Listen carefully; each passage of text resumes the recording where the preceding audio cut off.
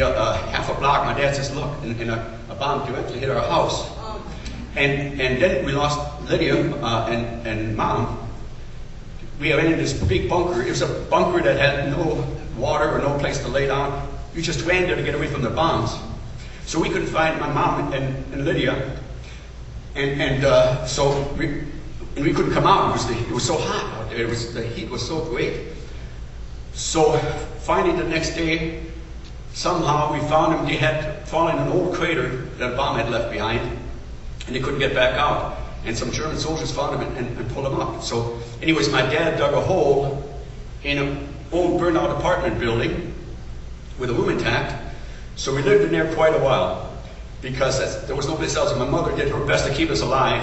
My dad, of course, had to leave all the time. So she would go in the fields and look for a potato that might be left over, or trade a piece of clothing because you had no money and money was worthless because inflation was like 1,000% a week.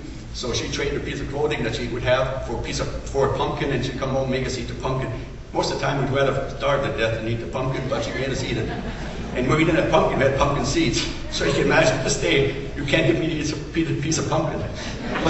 So somehow we survived that situation. It's a long story, but Well, it's a story that tells about your life, the miracle of how God kept you and brought you together as a family, and you came over here. Well, in 1952, the war was over. A few years had gone by. Still was a very tough time, and you and your family had the opportunity to come to America. You were about 13 years of age. What did you think about moving to a place you'd never been? well, first let me say that having an opportunity is like winning the lottery. My dad took me for a walk when I was 13 years old, and he said to me, Hans, which was my name. I changed it when I became a citizen to John because I didn't want anybody to know I was a DP. That means a displaced person. I wanted to be American, so I changed it to John. But then my dad said to me, Hans, how would you like to go to America? Now, because schooling was just periodic, it was constantly bombings, and it was just, when you could go to school, it was just like for a few hours a day. It wasn't like you could go all day. It was just taking turns with other kids, shifts, so to speak. So anyways, I never seen a picture of America. I didn't know if the sky was green or if the black or if the trees were blue. I had no idea. But what happened is I remembered in 1945, when I was 6 years old, this particular time, my mom was out scouting for food with Lydia or something. I was home alone. And I heard this unbelievable noise. It wasn't the normal shooting of bombers coming. Sometimes the planes would be shot down and look like coming at you, but it would actually, by the time it landed, it would be blocks away. But anyways, it wasn't the normal noise that I was used to, of the shooting with sirens or everything else. So I ran out to what used to be a window and seen all these people screaming and waving. Didn't know why, of course. Then I see these tanks coming down with all these soldiers sitting on top. Now, there would be these big iron horses would be on the streets, so that if the enemy comes through, they can't just drive through and take over. So, but these big tanks would literally push those big iron horses aside and made tremendous noise. And so I did the same thing as everybody else, and I didn't know why, but I found out later people were not happy the war was lost, but they were happy it was not the Russians, it was the Americans, which I was too young to know. So these particular soldiers, instead of throwing a rock at me, they threw us a candy bar. Now, you got to really understand, that was an impact that you cannot believe. To this day, every time I think about it, if I don't watch it, I cry, because these guys had every right to throw a rock, but they didn't. These Americans were so different. I'm sure the Russians weren't like that. But that's how great, that made such an impression. And then a lot of times at night, I noticed the American soldiers would take the German girls and go into bars. When they got out, they felt pretty good usually because they had a few drinks, and they would take handfuls of pennies, just like that, and throw them up in the air. Great effect.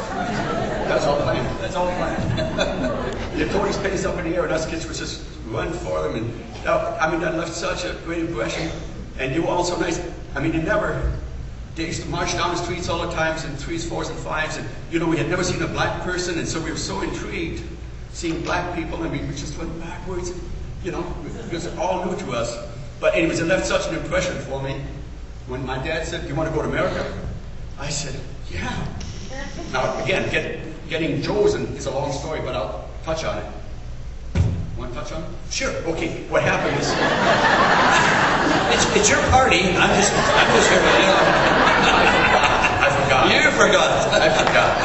But anyways, what happens when the Americans needed workers, and this particular rancher in Gillette, Wyoming, needed helpers, or needed workers. And so they picked my mom and sister to clean their house and cook for them, and picked my dad and I.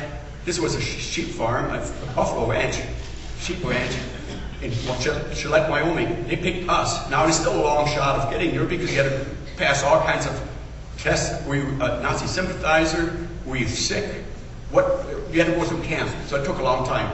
So anyways, long and short of it, we were chosen only because we were Baptists, and the Baptist church in Gillette, Wyoming said, we'll put up the monies and they pay us back through their wages. And the rancher said, we will give them a job. So that's how we qualified. And it still took a couple of weeks to get through the qualifying of being not sick and so forth. So that's... And so you came to America, and you moved to Gillette. Did you dream what Gillette was? I've been there.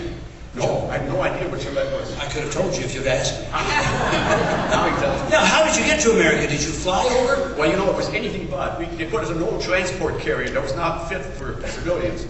There was two rooms like this size, one for females and one for males, with all bunk beds. It was a small transport that would only take soldiers from one port to another. It wasn't something that was made for us. And because it was so small, it would be just like this. After we got past England, it would be just up and down. All of us were so sick. They gave us paper bags, and we just literally... I was one of the longest ones to hold out before I really got sick. But everybody got really, really sick. Let me just continue a little bit more. After 16 days of suffering on this transport carrier, I seen the Statue of Liberty. Now again, I didn't know what it meant, but people were screaming and hollering. So I ran up this deck. By that time, the water was smooth. I ran up there, and I couldn't believe this. New York. I mean, after having nothing but bombed out city, here there was lights. It was just absolutely beautiful. And so they put us on a barge with a big name tag and ferried us over to Ellis Island. Got to Ellis Island, and I said to my mom, I said, someday I'm going to be a millionaire. Now, I really didn't know what it meant, but I read it somewhere. And my mother said, don't talk so foolish, be happy to get a good factory job. I don't think I ever said it again. But just to jump ahead a bit, 25 years later, I achieved my goal without ever seeing it again. This country is so wonderful, and God is so good. God has been good to you.